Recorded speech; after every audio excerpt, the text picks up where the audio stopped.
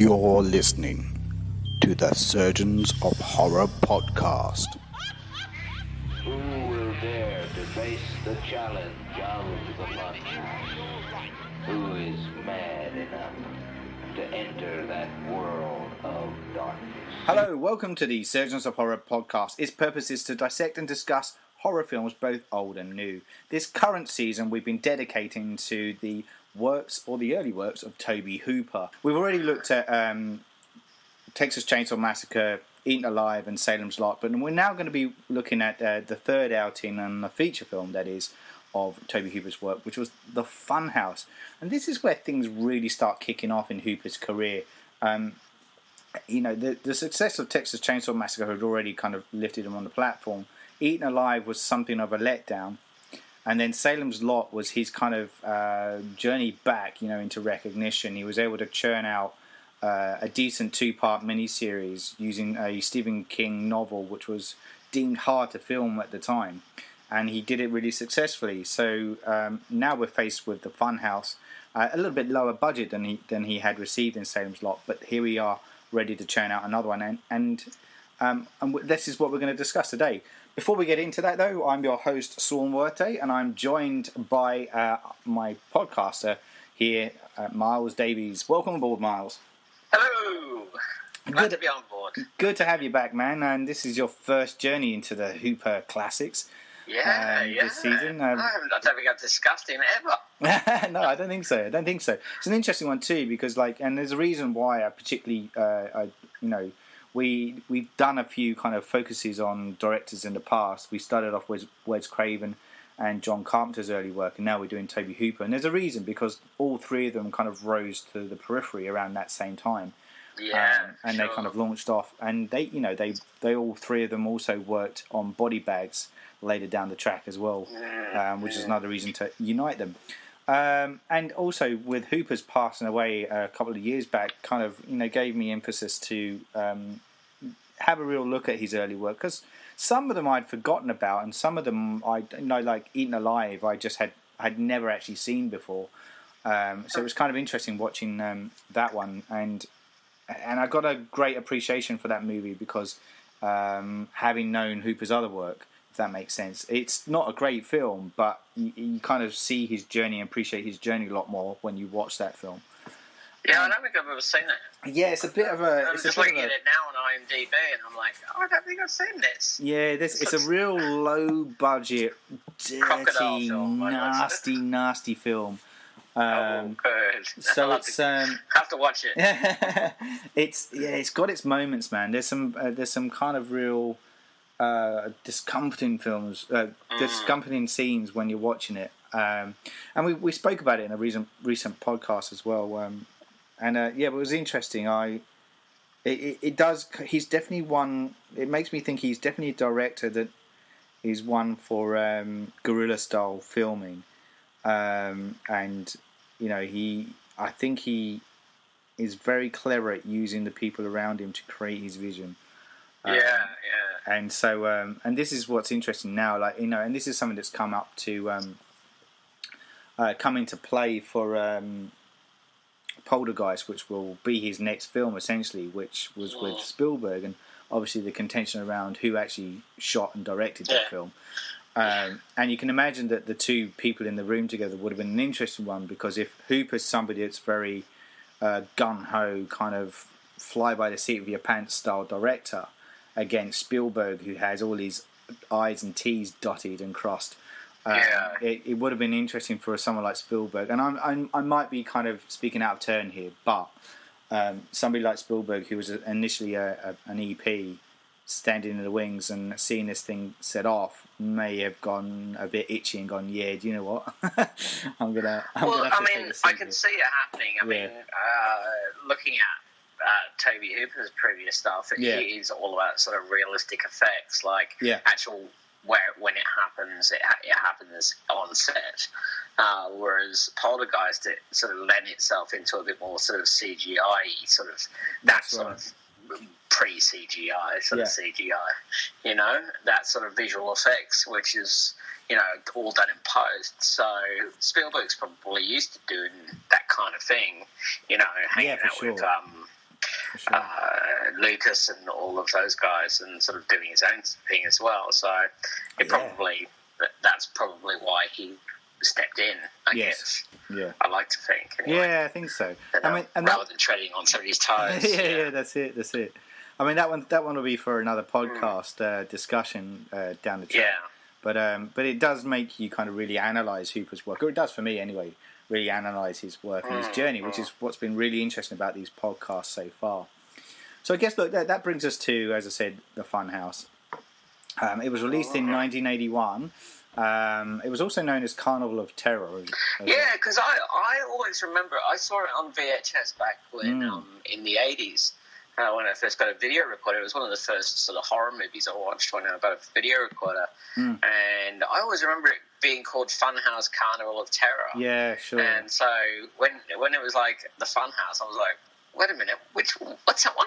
I had to sort of think about it for a second, and I was like, oh, this is, because, you know, I mean, living outside of America, we're used to titles being changed all the time. So you kind of go, okay, well, it's obviously the titles got changed. Yeah.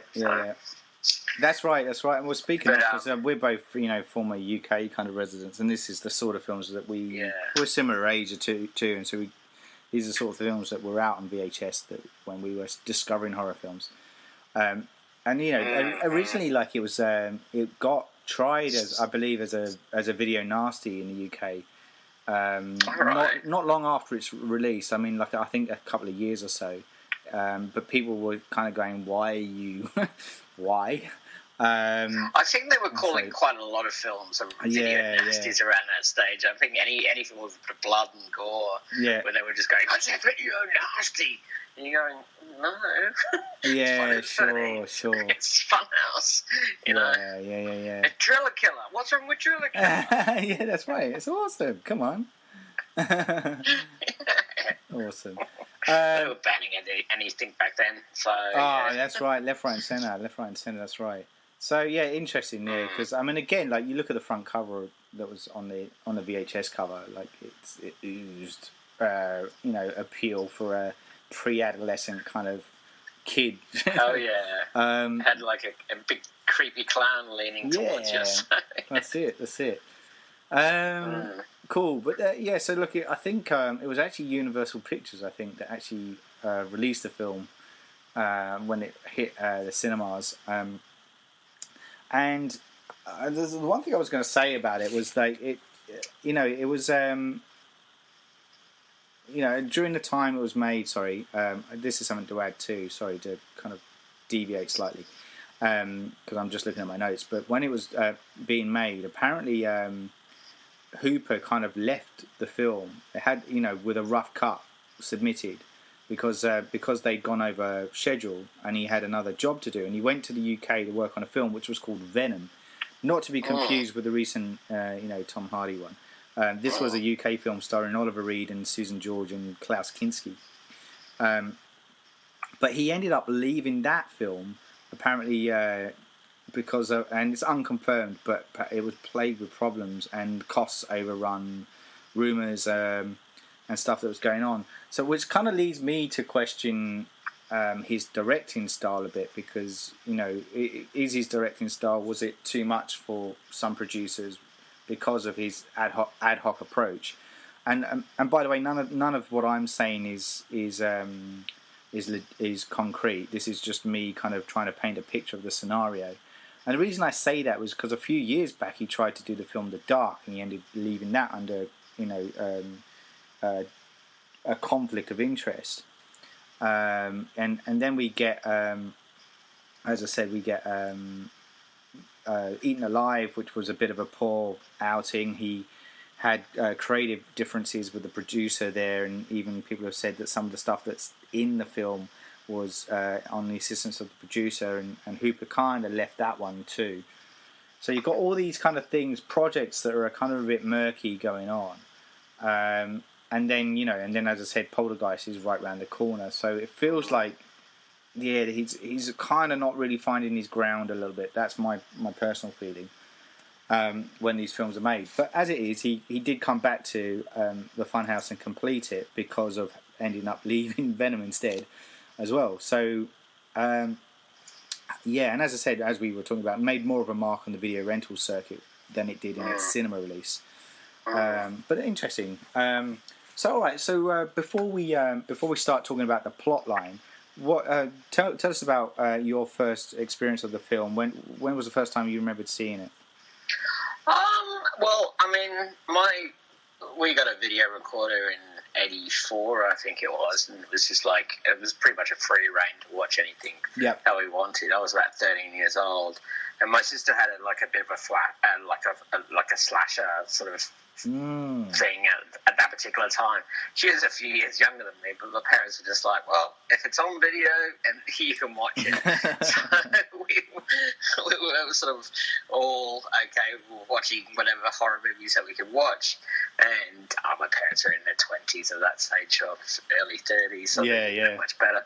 And they just this is one of the, I think it was like the third horror movie that we got out. We went through as much of the Friday the 13th that we could at that particular stage, and then we got onto this one because the clown on the front looked pretty spooky, and he had a big axe, so it looked pretty interesting. And I think my dad picked this one actually. He was like, okay. You guys would like this. and then we all watched it at home, and it was freaky as hell. It was a lot of fun. And that's it, watching horror movies when I was a kid with my family, it was one of those things that you really you disconnected, like you knew it was entertainment. It wasn't to be taken seriously. You had fun along the way. I think horror movies should be actually watched with a group of people. I've always had a lot more fun watching horror movies with a group of people. This is one of them. So I think that I'm the same too. I think the horror movies of any kind of genre really has, with the exception of the recent kind of superhero kind of craze that's been going on, has this kind of real collective feel about it. Oh, and I guess you could argue franchises like Harry Potter and stuff like that in there too. But this horror films as a genre in its own right seems to have that kind of collective feel about it. People, there's the date element to it as well, which is, it's rare that people will go and see a horror film on their own. I have. I have. I went to see a screening of Candyman when I was in my early 20s. Yep. And it was 11 o'clock at night screening. Nice. I was literally the only person in the cinema. Nice. And I stood up after the Ted Raimi bit. Yes. And at the beginning, the first story, and I was about ready to walk out.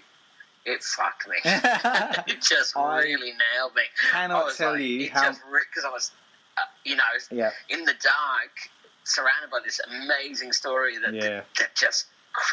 really just affected me really badly, and I was like, and then I was like, no, pussy, get back in that chair and watch the thing, and it's still creepy as hell. I love that. I cannot tell you how much I love that movie, mate. It's I've been thinking about it a lot lately because the rumours that Jordan Peele was going to pick up and do a reimagining of it, or even a sequel. I don't know which one. I hope he doesn't. They really got it right with that movie. Yeah, so good. Everything worked with that movie.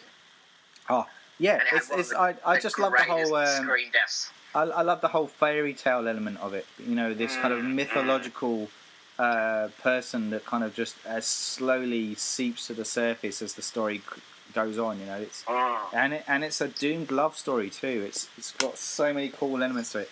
We will kind of put a pin in that one though, because if this Jordan Peele thing happens, and it does happen, I think it might be happening next year. Right. We are so going to visit Candyman the original and do a podcast on that. And just it sounds like just not the Farewell to Flesh one, please. No. No way. But I'll have your name down on that one, man, if you're interested. Yeah, definitely. But Funhouse. No. It's cool. The deviations are cool, man. This is part of what we're horror lovers through and through, and this is what makes our journey worthwhile, man. And discussing those things. So you were talking about that was your early entry into the movies. So and literally, I don't think I was seeing. I think we hired it out I think I had it out about 2 more times in the video store, and I don't think I've seen it since. Yeah. So it really is like that's, and they were pretty much like week after week. I was hiring it out, and so I feel like I don't think I've watched it since like '84 or something. Wow. So it's been 30 odd years. Yeah, that's crazy.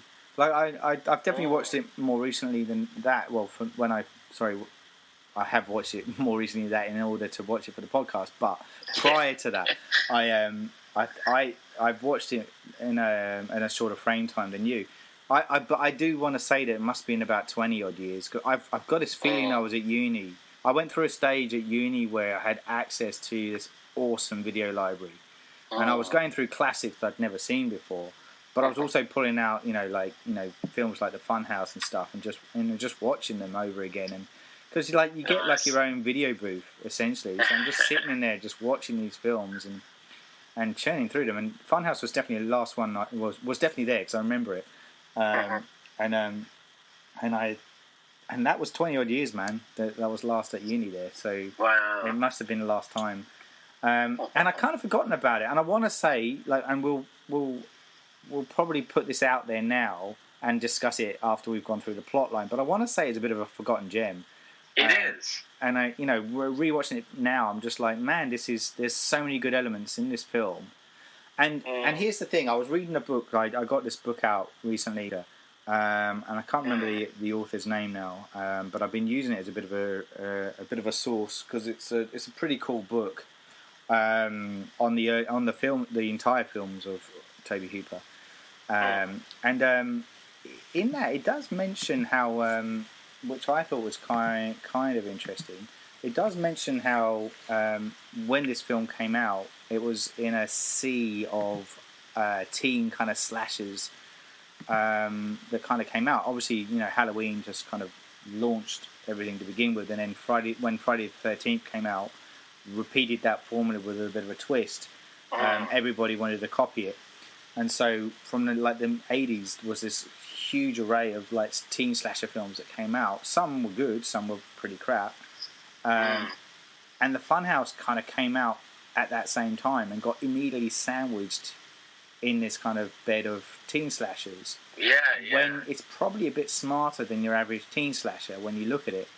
And I mention it purely because I'm wondering whether that's why it's become a forgotten gem. It got lost amongst the sea of other films that came out at the time. Yeah, maybe. But anyway, sorry. Yeah, I don't know. It's a weird one because there's only really a few people who know of it, and so it's just I don't know. No, that's cool. That's cool. All right, let's look at the plot line anyway, as I said. So, interestingly, the opening of this film, speaking of Halloween, is a massive nod to that film. Some people would say it's a big riff, because we do open up with that kind of POV kind of shot as this person is going through the house, puts the mask on, and we're seeing it through the eyes of the mask. And then we slowly kind of come up to the point where we have this young lady who's completely naked, about to have a shower. Her name's Amy, and she will be our lead protagonist in the film. She's actually played by Elizabeth Berridge. And when I was rewatching this recently, I kind of went, why the fuck do I know that face? And it's because it's from Amadeus. She plays Mozart's wife, and I was just like, "Oh my god, of course!" moment.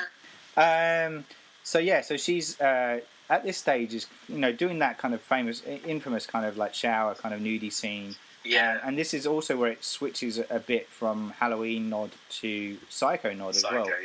Yeah. Where the intruder's coming up, so we change from this kind of POV kind of mask shot. POV mask shot to kind of framing it almost like Psycho, where the attacker's coming up with a knife, pulls back the shower, not the shower curtain in this case, the shower screen, and the knife comes in, and you see the swiping first before her reaction, and you kind of say, what's going on here? It doesn't feel right, and then we see the close-up shot of the knife hit her stomach, and then it bends, and you realise it's a fake. knife. Yeah. And then the mask gets ripped off, and it's her younger brother Joey, who's trying to play a prank on her, and she's just like screaming at him and chases after him, and he's gone hidden. I liked it. I thought it was really like it was like a little postmodern-y type thing about like real references like horror movies of like the successful horror movies of the past. Yes. So it was kind of, I don't think it was riffing on it. I think it was more of an homage to it. So it was kind of nice. It was like, you know, it was like what Scream did later. So it was, no, exactly. It was no, nice. I'm glad you mentioned Scream as well, because it is like you know, again, like I've read stuff around how Wes Craven was the only one that really played with that a little bit successfully, and you saw it in Scream, very much so. Yeah, but it was an interesting beginning. At first, I kind of was like, because I kind of forgotten so much about this film. And at first, when I was watching it, I was just like, "Oh, really?" But then, as soon as it changed, literally as soon as the camera angle changed and it shifted to the psycho thing, and then it played, the rest of the scene played out, I was like, "Yeah, that was actually really clever and a good homage." And the whole film plays an homage to horror films in it. You know? Yeah. Especially like the old Universal films and the image of Frankenstein. The Frankenstein monster. I mean, and stuff. It drops out all over the place. Yeah, it's got Bride of Frankenstein and. You know, exactly. The monster itself has got the Frankenstein mask on and stuff. So, and we'll touch on that a little bit down the track too as we plow through. But there's so many, and I think in a poorer director's hands that wouldn't have paid off very well. And I think this is an example of Hooper really directing well, because some of the images and the choreography and the cinematography used in this are really quite clever. Yeah, definitely. So, see, I've only ever seen it in 4:3. So yes, okay. Watching this version was in 16:9 in the original format. Yeah. I was like, holy shit, this is a beautiful looking film. Yeah. And the cinematography alone, and the cinematography and the direction is just so well in tune. I don't think I've ever seen a horror movie is so. This is what I mean. So works so tightly. Yeah. It really is. It's done in such a lot of the movement and the movement is amazing. And like even like there's these long kind of almost crane shots around the actual carnival itself that's used as it pans out and reveals the car park. As this is later on, but as people are, this is when late at night when the carnival's shutting down, and we see it comes out the car park and you just see the last stragglers kind of leaving. It's just this great moment of. That shot is haunting. Yeah, it really is. Amazing. It really, really is. Yeah. The cinematographer, I should mention, his name's Andrew Laszlo. And he's worked on quite a few. Fantastic cinematographer. Yeah. Like namely The Warriors that stands out to me in his collection, which he did a couple of years before the Funhouse. And he also, talking of genre movies, he was behind Poltergeist 2, The Other Side. Inner Space and First Blood, yes. Yeah. So there's quite a lot of, and going back to the 70s, he did The Out of Towners as well, which is a great movie. So there's some cool features there. So yeah, we should kind of don our hat to Andrew Laszlo's work on this because it's really really good. So basically, we kind of pick up this. There's obviously a animosity or friction or sibling rivalry in a way between Amy and her younger brother. He's always playing these practical jokes on her, and he's really into horror and stuff. And so, for a horror fan, you do identify with his character a little bit, and this kind of lust for blood and everything that he's into.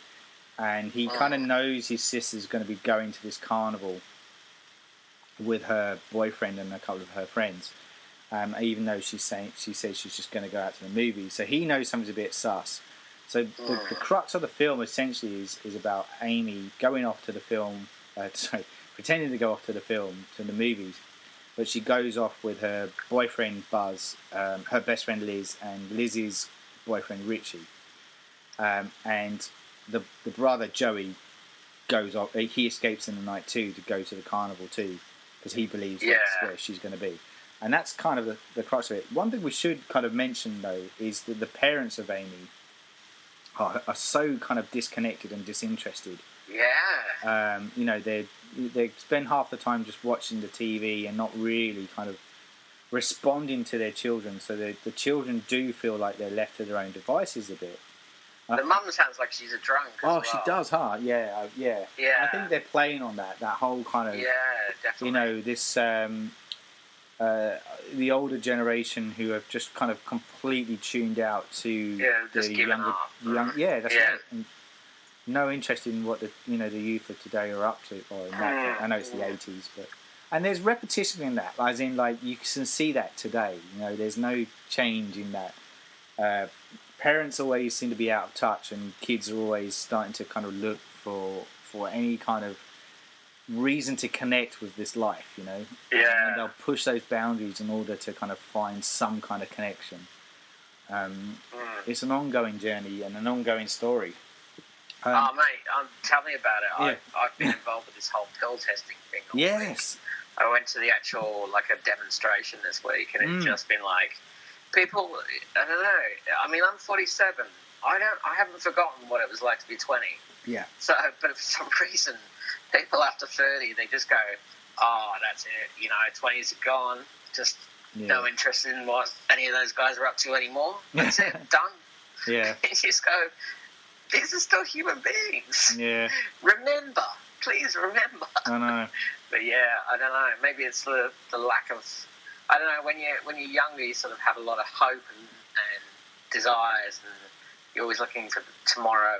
When you get older, I guess it's a bit different. You know, you start thinking, well, I've got more years behind me than ahead of me. Yeah, blah, blah, blah. yeah.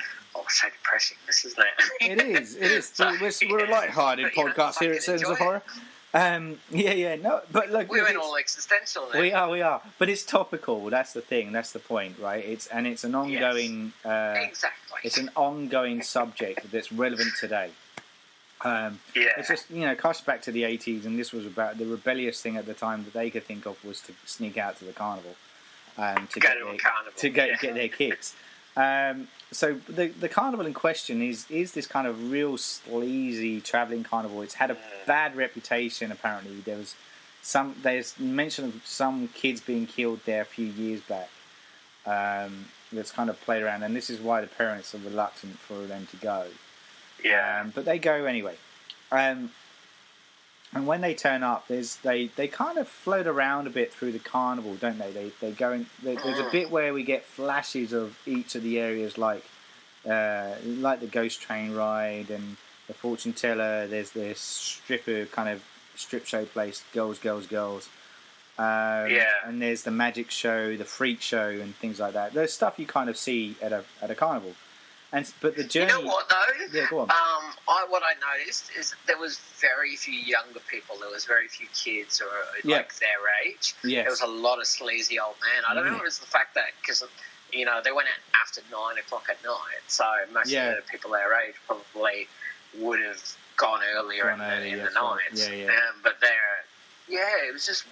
felt really dirty and really sleazy, and really, even when they were sort of hanging out the front of the girls tent, there's the guy masturbating. I know, that's right. In the next hole from them, and it was just, it was just dirty.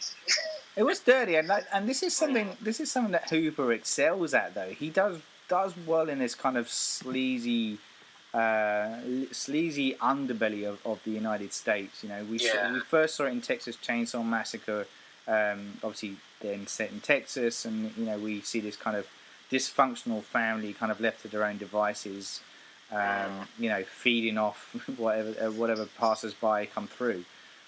Eaten Alive is a very similar thing, but set in the like the Florida swamplands.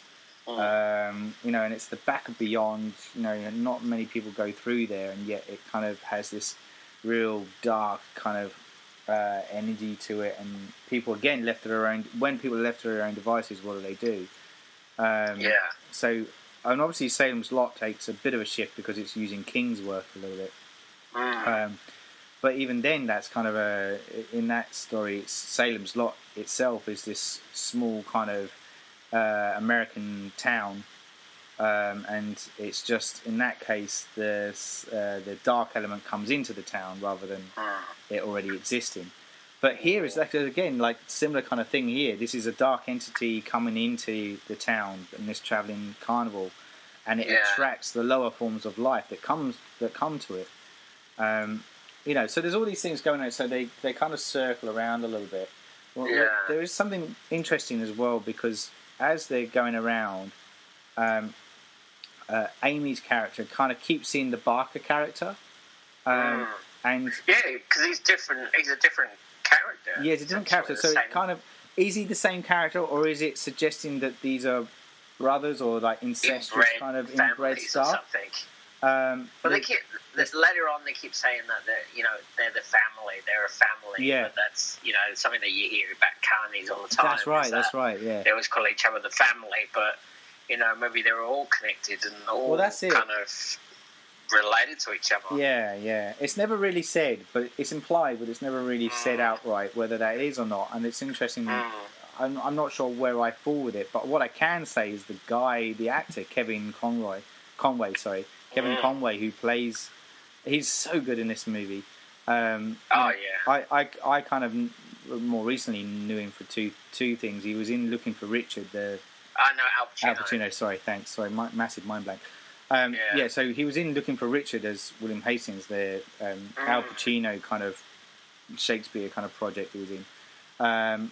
So he was in that, but he was also in Oz, right? He played the father of the O'Reilly characters. He was Seamus O'Reilly, and so whenever I loved Oz, the TV series, I couldn't get enough of it. So whenever I see people from that, I instantly go.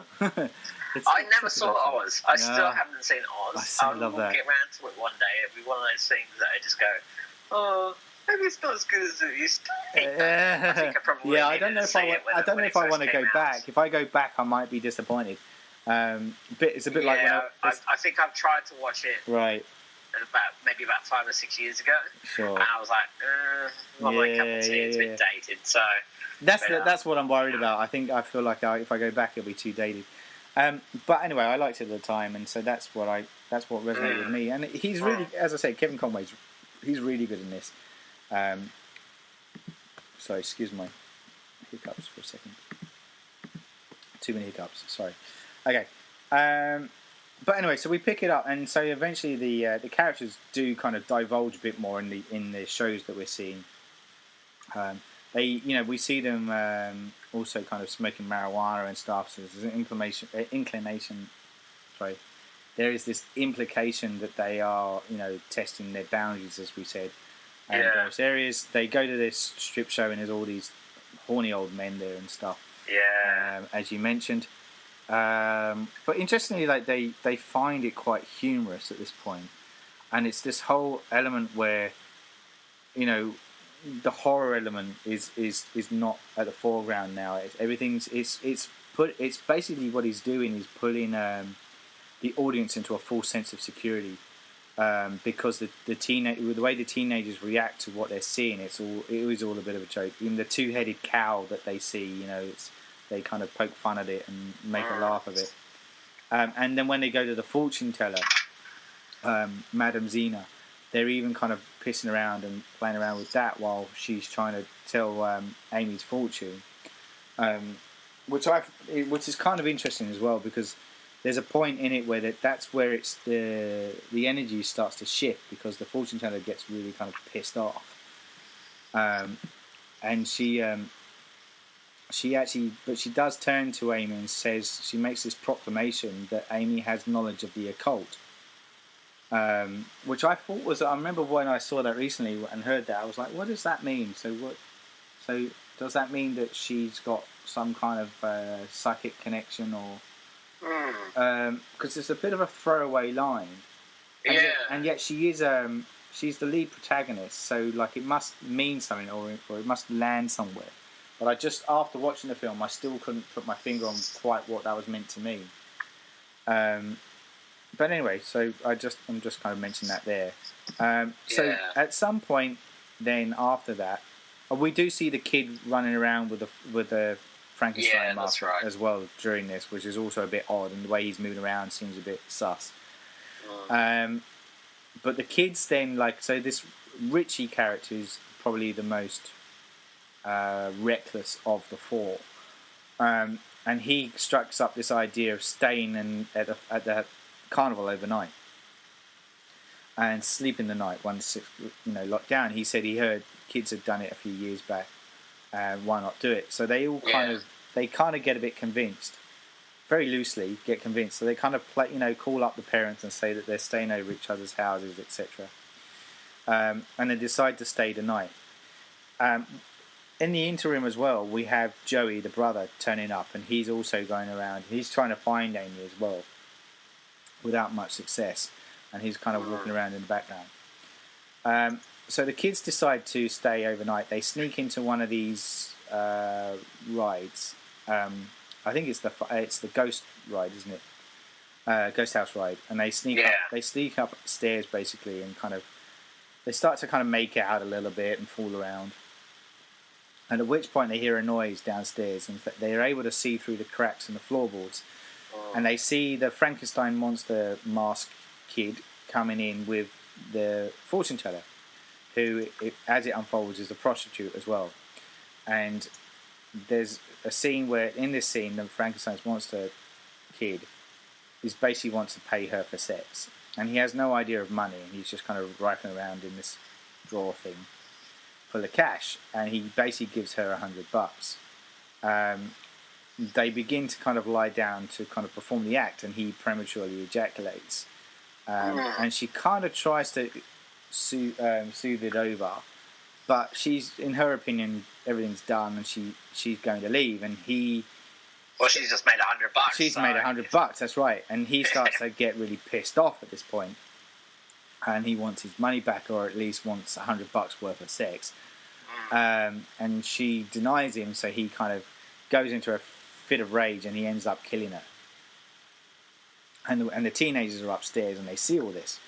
And they start to panic, and they think, right, well, we've got to get out of it, we've got to leave. So they go downstairs, they try and get out, but they find that they're locked inside the ride. At this point too, when they're trying to work out how to get out, Richie actually secretly sneaks into where the dead body is of the fortune teller, and he steals the money without the others knowing. The kids can't get out, so they end up going back upstairs again, at which point the Barker comes back, who we find out is the son's father, and he basically kind of finds out that the Zena's dead. The Barker character is just kind of saying, he kind of hints again. He said, "Not again! I can't believe it's happening again." And he said, "And I told you not to attack our own kind. We're family, and blah blah blah."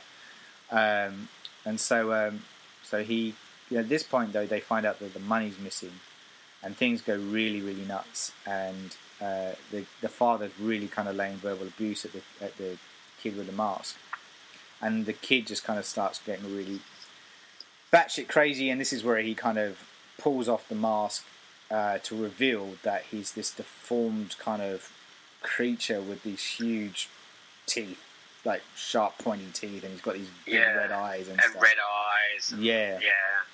This kind of nasty character. I had the same feeling. I was like, I think somebody big's done this, because the makeup's too fucking good. Basically. Yeah, well that's where I was going to go with it. So the makeup's done by Rick Baker, and he's done, what hasn't he done, this guy? More recently, like he did Planet of the Apes and the Wolfman and stuff. Everything. But I'm trying to scroll back to more recent stuff. So he did. I didn't realize he was behind Ed Wood. Men in Black. Men in Black. Yeah, Gorillas in the Mist. Legacy. X-Men. Yeah. The Ring. An American Werewolf in London. Videodrome. Michael Jackson's Thriller. Yeah. The Howling. Yeah, you name it. He's a bit of a go-to. He's a god among makeup artist. Yeah, and he's behind this too, and it is a really effective mask. It is. Oh shit! Yeah, really. It's a great mask. Horrifying image. All you have to do out there is just Google the Funhouse Tobe Hooper, and look at some images, and you can see what the picture's like. The one thing I did write down about this kind of moment, this revealing moment, though, is that I found it really interesting because we have him masked. The creature is masked, and the mask of choice is the Frankenstein monster mask, which in itself is a symbolism of old horror. Yeah. And when he's demasked, it reveals the new age horror underneath. Yeah. And the fact that it's I put in here in my notes. Is it that old horror has become safe in the modern age, and we become kind of again this relaxed with it, because when you watch these older films, I'm talking like the 1930s, 40s kind of films of the Universal horrors, they don't have that menacing appeal anymore. Yeah. And we become relaxed with it. We don't find those images frightening anymore. And to use that and then lift the curtain up and reveal this darker horror underneath, I thought was actually a real stroke of genius in the way. Yeah, it's clever. Yeah, I really admired that moment. Yeah, when you put it like that, it really does. It's like, the next generation of horror, basically. The next generation of monster. Exactly, and especially also in the lead up to it as well, we have the young kid, the brother kid, who's fascinated with Frankenstein. We have, as you mentioned, Bride of Frankenstein is playing in the background, so it's setting the scene of the horror of yesteryear. And so when it actually reveals the horror that's in this film, it's really confronting and really shocking to see. But yeah, so eventually what breaks the ice though is that the Richie kid upstairs drops his lighter, and in doing so it falls through the cracks in the floorboards, and this is where the Barker character underneath, he kind of realises that there's people up there, and he starts doing his whole talking up through the ceiling thing, which was kind of so he knows that there's somebody up there. The kids at this point also so I missed the point where they realise did I mention about the money? They realise the money's been stolen. Yes, you did. So the kids upstairs realise it's Richie that's stolen the money. Yeah. As well. So there's a shift in their kind of relationship too, with can they actually trust each other or not? Because now they're in real trouble. So the teenagers then they try to find a way to leave, and they can't. Sorry, give me a sec. So Richie's trying to buy his way out. Essentially, he's trying to say, let's split the money, but they don't want the money. And Buzz is kind of saying, look, it's too late. We're in danger. We've got to try and get out of here. And so at this point, the Barker character, his name's Conrad, by the way, the character. And he starts to trying to find them, basically, and hunt them down. So we then have this whole scenario where they're stuck inside the funhouse trying to get out. And there's a point where they're trying to kind of protect themselves a bit, but they kind of huddled up in this corner. And there's this moment. This is the moment, and this is a very typical horror trope, where one of the characters, in this case it's Richie, starts to have his whole kind of confession about why he did what he did and blah blah blah. Starting to come clean and becoming human, and realizing his flaw, and of course something's going to happen to him because he's let his guard down. He's confessing. Yeah. That's right. And so at this point, a rope comes down and then grabs him around the neck and pulls him upwards, and he's hung basically, and then he gets lifted up and away. They're all kind of armed with these weapons that they found. And I think it's an axe. Is it an axe that Buzz gets hold of? Yes. And they hear this noise, and he kind of just swings the axe down, and it impales Richie in the head as he comes through on one of these rides.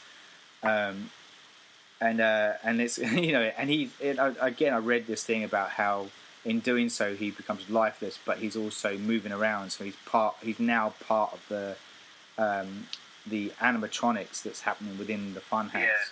Yeah. And so he gets wheeled away. The Liz character then becomes really hysterical, comes running off, and then she falls through this trapdoor.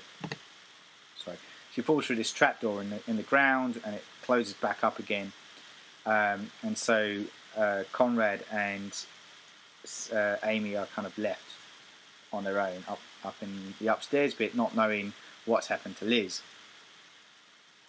And so they're still getting pursued upstairs. Liz finds herself downstairs next to this fan, at which point the monster character appears. And she's got kind of no way out, and she tries to use her sexual appeal with him and says, it's okay, I won't treat you like the other lady did. I'll be nice, I'll be good to you, I can love you. And then she grabs, I can't remember what she grabs, is it a dagger or something that's on the floor? So as he goes in to confront, she grabs a dagger and then stabs him in the back. He does this whole kind of reaction to it, and then he just goes nuts, and he then kills her essentially. So that scene alone is really clever. I mean, she falls to the floor, and then she ends up in the area where the fan is. There's a fan playing behind her. Yeah. And the camera just stays on her for ages until she starts moving. There's virtually no movement until she sort of starts drifting up. And the camera doesn't move at all. No. And then when then it starts slowly moving towards her when she starts making some kind of motions. Yeah. And I just found it such a brave thing to do. Yeah.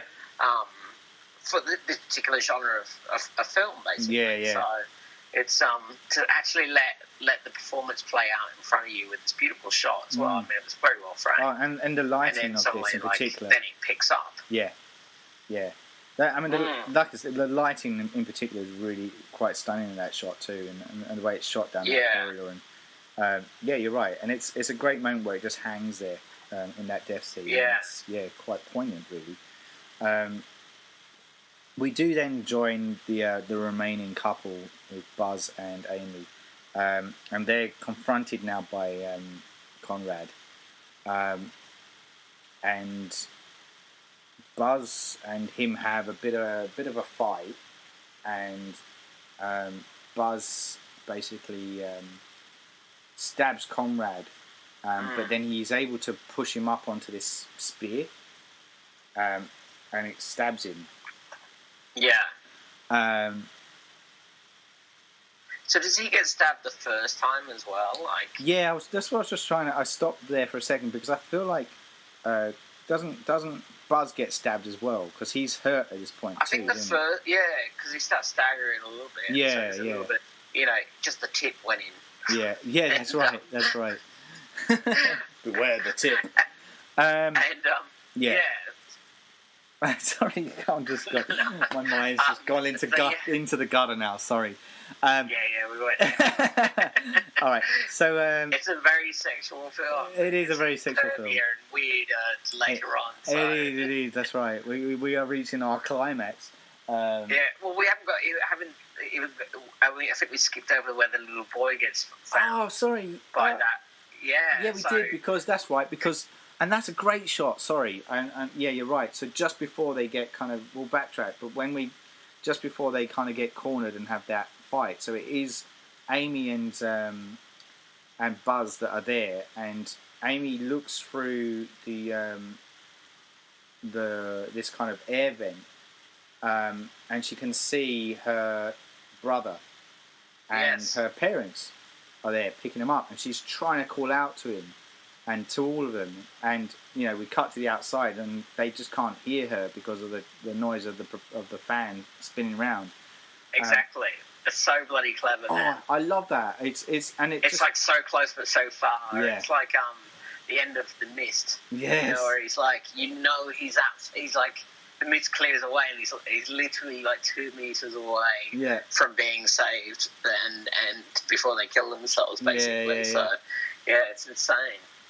Yeah. But even before that, with the guy in the caravan that finds the brother. Yes. And he's a pedophile. Yeah, yeah. He's like stroking the kid's cheek. Yeah. And that's when the parents are like, you get your home and also. Yeah. Do you know what? And you know what I found? What I found really interesting about that scene though, is that as disturbing as it is, the pedophile character is showing more affection to that kid than his own parents are. And I thought that was a real interesting moment because they are so you do not see them really kind of physically kind of they don't touch him. They don't. Just like get in the car. Yeah. Going home. That's right. And I found that really I felt like that was even more disturbing to because there's a point where you're feeling for the kid. You go, oh, this guy is actually showing some affection, and then it sinks in. You're going, wait, hold on, that's a bit too much affection, and then you just want to vomit. But it's just this weird ride that you go through when you watch that scene play out. It's just really haunting. Yeah. But yeah, I mean, going back to the parent thing as well. Yeah, I mean, the monster's dad is even more affectionate towards his son than her parents are towards her as well. Yeah. He will do anything to protect his son. Yeah. You know? He'll kill for his son. Yes. And and he covers his son's tracks all the time. That's right. I guarantee the other parents wouldn't. The other parents would probably shop the kids straight away. Yeah. That's it. There was another thing that I noticed as well is how when you look at Amy and the monster character, they are kind of mirrors of themselves in the fact that they're children of dysfunctional parents. They're just on opposite sides of the tracks, if you will. And so the way they approach life is very different, but there is this kind of synergy between them. So it's interesting too. And when you look at the way, essentially like, we'll come. No, I'll say it now. Like, so, Buzz does end up dying, and we'll come to his death scene in a second. Yeah. But like, it is left with Amy and the monster at the end, and it's interesting because the monster, basically, it's inevitable that he will hunt down the virgin character because he has the prostitute at the beginning, the experienced lady, and we see him kill her because it's an unfortuitous event where he prematurely ejaculates and then has this embarrassing reaction and kills her as a result. Then we get like the Liz character who's starting to be a bit more promiscuous, and she's exploring her sexuality, and so it's almost like the next step down in that journey. And he ends up having to kill her too. So he's then gone to the virginal Amy as the last kind of chance of him connecting with a female, and having this, what he's been, searching for is some kind of connection. So anyway, let's go back to Buzz. So look, he's kind of wounded, and then they get confronted by the monster character, and Amy kind of runs out, and we're not really sure what's happened. We just hear like the sounds of scuffling in the background, and then one of these animatronic kind of clown figures walks out with Buzz in its arms. Essentially he's dead, and then it dawns on Amy that she's on her own and she's got to try and get out of here. And interestingly, instead of going up, she goes down into the depths of the, back down into the basement where all the animatronics and all the wheels and machinery is working. And I think that's a real comment on what Tobe Hooper's trying to say here in this piece, that he, in order to survive, she must go to the absolute depths of horror and despair to fight her and claw her way out. So we have this kind of climax scene, which is, as I said, down there, and the monster character follows her down, and she's trying to work her way through all these wheels and stuff, and he goes to grab her, and he, in doing so, he gets kind of caught up, doesn't he, and hooked on the I want to say it's called a parasol that kind of runs around, and he gets electrocuted at first, and then eventually he gets pulled in through the spinning gears. So he's still trying to chase after her while he's hung up, and she climbs in underneath, and he gets pulled through, and he's essentially crushed to death between these huge wheels, essentially, and he's kind of killed and crushed within that moment. I guess you were talking about that she might have some psychic sort of energy. Yeah, she kind of does look at those wheels at one stage, and it's almost like maybe, like, I thought it was an obvious thing of they did it from POV of her POV, but it was an obvious thing of guess what's coming next? Guess how he's going to die? And it was pretty obvious. I thought that was how he was going to die. It's like he was going through those cogs. Oh yeah. But maybe it was displayed as part of her intuition. Don't know. Yeah, that's a good. I like that. It'd be nice if that was the case. I wonder personally. I feel like maybe it was the other example that they were it was exposition setting something up to kind of say this is what's about to occur. You say it's both. Something else I read, which I really quite liked, and again, it plays on the Frankenstein kind of story, in that so the Frankenstein's monster is created through the use of electricity. When we first see the monster character in this hit his rage, he is electrocuted, and I missed this bit earlier on, but he's electrocuted in the Funhouse, and it's when all the power goes out. And he hits that big rage, and that's when the mask is revealed. So it's almost like his creation is born out of electricity too. And it's kind of fitting that he gets electrocuted at the end. It's almost like this cyclical journey. So this is the end of his lifespan, is that he basically gets partly electrocuted and then crushed to death. The ending of the film itself, so we see the dawn break. This is very similar to Hooper in the way he ends Chainsaw Massacre. It's always the darkness has has been vanquished and dawn's breaking, and we see this. And there's safety in the dawn, isn't there? Yeah, that's right, exactly. And we see Amy kind of find a way out the funhouse and kind of slowly walking away from it, while we hear that animatronic fat lady thing sitting on top of the ride, just laughing her head off as then it fades out into darkness. And that was it. So, interesting film. So, like, what after rewatching it this time round, what are your thoughts of it now? And do you think it still stands the test of time? Because we're talking like 30 odd years now down the track. I do. I really enjoyed it. I mean, it's a beautiful looking film. I think I like it more now than I did back then as well. It's just, I think I see it a lot more for how clever it is. Me too. I mean, it's very, the storyline for itself is very, thin. There's not much going on in it. Essentially, you get what's, you paid for, basically, which is a bunch of teenagers go to a place and they start getting picked off. But I mean, one of the things as well is with this one is it was all down to their own doing. They could have had the option to get out any time. Usually with most of these horror films around that particular era, is that the monster came to them. They went to the monster and they made all the wrong decisions. They stole the money. They stayed in the fun house overnight.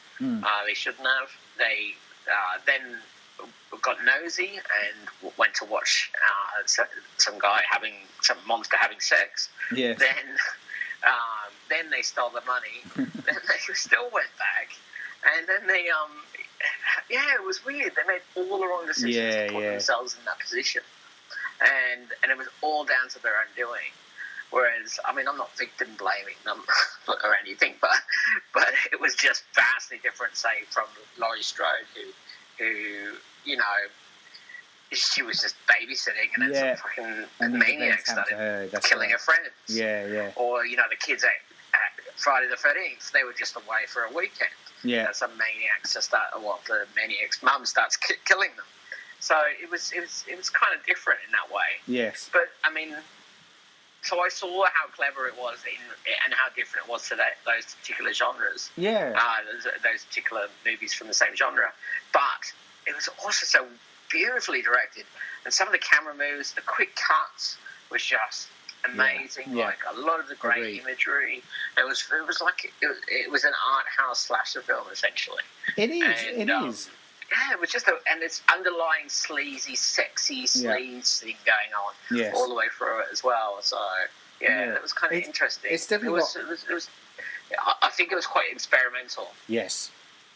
I feel that too, and I feel like that really is. This is what I'm learning with Hooper's work, is that there is this experimental edge that's going on in his work, and I always admire creatives that lean that way anyway. Even when they're crap films. In this case, I don't think it is that, but even when they're crap, I kind of admire the risk that these filmmakers sometimes take. And I'm kind of almost sometimes I'm willing to forgive the flaws for the sake of the risk, if it pays off. But this particular film, I felt, was a bit more polished in his risk taking. Like you can definitely tell that he's learning his craft now. Like he knows what worked and what doesn't work, and he's still willing to take those risks. But the success rate is a lot higher because of what he's learned so far. I mean, he's got great craftsmen with him as well. Exactly, he knows how to surround himself with the right people. That works for him. So yeah, and I think that's what he learned with Eaten Alive, because he was surrounded by the wrong people, and so he then didn't know. And again, I'm filling in the gaps. I might be completely out of the park with my line in the thinking, but. I feel like he fell out of his comfort zone with Eaten Alive and kind of was questioning himself a little bit. He was really lucky to have gotten Salem's Lot land on his lap, and he was able to prove himself in a TV miniseries that he does have the goods. And then he has his confidence back when the Funhouse comes around, and it shows. It really shows. There's a great mix of real kind of tightly shot kind of. And as you said, the story itself is pretty thin, but he's able to puff it out with a lot of great imagery and this kind of style. And it's got a lot of style to it. So. Yeah, very much so. And the last thing I probably would want to add too is what I found interesting is the lead character Amy, played by Elizabeth Berridge. As I said early on, she does get a kid off at the very beginning. And normally that's a big no-no for horror, right? Yeah. Any woman that does that in a film, she's going to get killed off. And he turns the tables on that. Like, she's the one that survives at the end. And yes, she's still the virgin character, but she's not being kind of... It's not like she's been shy about her sexuality, because she is willing to go places with the Buzz character and to push those boundaries. She just happens to be a virgin. And I found that really interesting. And Hooper is no stranger to nudity in his films. He definitely likes to bring that to the forefront. So he's obviously a lover of the female body and using that, the titillation factor. And we see plenty of that in a later film with Life Force, which we'll talk about. She's funny though. Like, I mean, she starts having clearly this is probably her first date with that dude. Yeah. And she goes on the date, and then even in the car, she's like, not sure this is working out. And they start having a bit of an argument.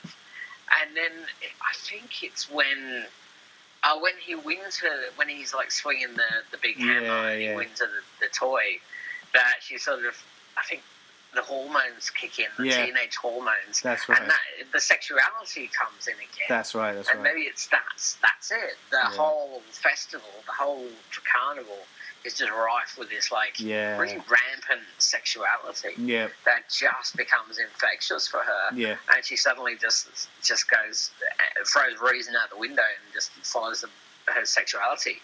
And so, yeah, I don't know. It's she's got such an interesting character. Yeah, she's screams a lot, but she's she's getting some guys trying to murder her. So why not? Yeah, exactly. But she's still strong enough to save herself. Yeah. The rest of them make very silly decisions, and she's the only one that makes all the smart decisions. She is.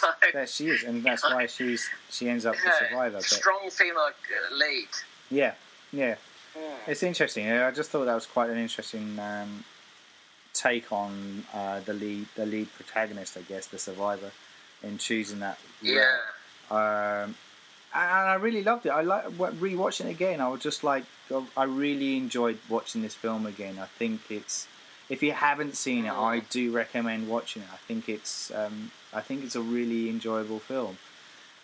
With a lot of plus points. It's definitely one of the best of that particular genre of film. Yeah, agreed. And even stands out as a fucking good film, actually. Yeah. So if you like, it doesn't matter if you like horror films or not. I think you'd probably get a kick out of this one. For sure. Just because of how well it's made, basically. Yeah. So, I mean, it's funny with like last year with Hereditary coming out. Yes. Had such classically dramatic actors. Yeah. That it drew a lot of people to go and see a horror film. Yes. And I think if something like this came out now, even though it has all of the stickers that say, this is a cheapo horror film. Yeah. It's just it's a very clever little, standalone film itself about, I don't know, about survival, I guess. Yeah, it's interesting. It's a horror film. It is a horror film. Yeah, it is a horror. It's good. I couldn't recommend it enough. I think I just, like I said, I keep coming back to the fact that I really still enjoyed it. I think that was the thing. And yes, it's been a while since I'd seen it, but I came out going, I had a good time in that, an hour and a half or whatever the running time was. I thought it was really cool. All right, so I think that's about us for the discussions on the Funhouse. Interestingly, the next film that he would undertake would be Poltergeist. Where he collaborated with Steven Spielberg, and we will talk about that in our next podcast. And but do stick around and listen to more of Tobe Hooper stuff, because we'll talk a few more of his films before we dive back into the Texas Chainsaw Massacre franchise as well. Until then, I am your host, Saul Muerte, and I was joined by Miles Davies. See ya. Goodbye. You're listening to the Surgeons of Horror podcast. Music supplied by Peter Nezik. For more discussions or podcasts, head over to surgeonsofhorror.com or head over to our Facebook and Twitter sites for the latest news and updates.